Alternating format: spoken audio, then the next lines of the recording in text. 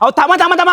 अहो मॅडम जरा ना, ते येडे झाले का तुम्ही? काय हॉटेल टाकलं काय? अरे अरे हॉटेल नाही टाकलं, कालच आपला गॅस संपलाय. काय बोलता? ही नवीन प्रकारची आलेली इलेक्ट्रिक शेगडी टेस्ट करते. हे बघ, याच्यात बिर्याणी बनतीये, ह्याच्यात पुलाव आणि ह्याच्यात चहा. आणि खास बात म्हणजे याच्यासाठी मला काही नवीन भांडी घ्यायला नाही लागली. ही माझ्या घरातली साधी भांडी ह्याच्यावरतीच चालतात. आणि हे बघ, टेन्शन घेऊ नका, ह्याच्यावर तुम्ही गरम गरम पाणी टाका. काय बोलता? तुम्हाला काहीच होणार नाही, याची काच पण फुटणार नाही आणि याला शॉक करंट लागणार नाही ना? नाही नाही, करंट पण नाही लागणार. आणि खास बात म्हणजे याच्यावर एवढे सारे मोड आहेत, तुम्ही सगळं घरचं नॉर्मल जेवण पण याच्यावर बनवू शकता आणि सेकंदात याचं टेम्परेचर वाढवू शकता आणि कमी पण करू शकता. अहो इलेक्ट्रिक शेगडीपेक्षा महाग असतं ना ते.